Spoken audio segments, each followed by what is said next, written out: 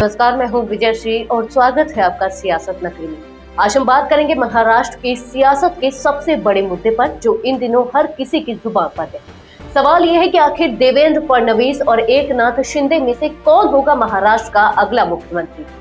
महाराष्ट्र में मुख्यमंत्री पद को लेकर शिंदे फडणवीस का विवाद अभी तक सुलझा नहीं है और अभी सियासी घमासान में एक नया मोड़ आया है। अजित पवार भी इस खेल में कूद पड़े हैं। सूत्रों के मुताबिक अजित पवार ने मुख्यमंत्री पद पर कोई दावा पेश नहीं किया है, लेकिन वो इस वक्त अपने पसंदीदा मंत्रियों के पोर्टफोलियो को लेकर शिवसेना के शिंदे गुट से उलझते हुए नजर आ रहे हैं।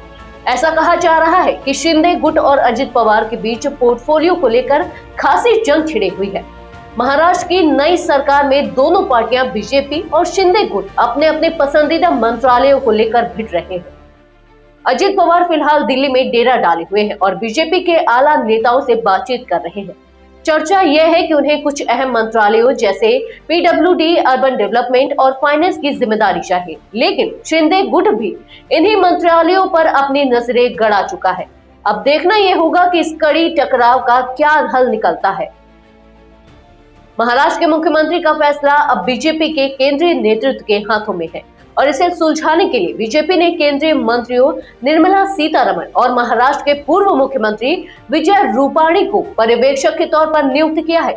इन दोनों की जिम्मेदारी है कि ये सभी तीनों पार्टियों शिंदे गुट, अजित पवार गुट और बीजेपी से बातचीत करें और महाराष्ट्र के नए मुख्यमंत्री की घोषणा करें।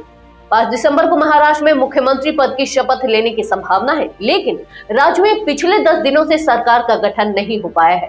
इस बीच शिवसेना उद्धव गुट ने महाराष्ट्र में राष्ट्रपति शासन लगाने की मांग भी की है, क्योंकि अब तक किसी भी पार्टी के बीच सहमति बनती हुई नहीं दिख रही है।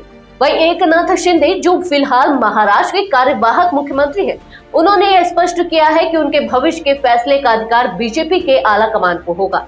इस बीच बीजेपी और शिंदे गुट के लिए कड़ी परीक्षा का समय है। क्या अजित पवार इस सियासी ड्रामे में एक नया ट्विस्ट लाएंगे या फिर बीजेपी और शिंदे गुट के बीच मंत्री पदों को लेकर सुलह होगी?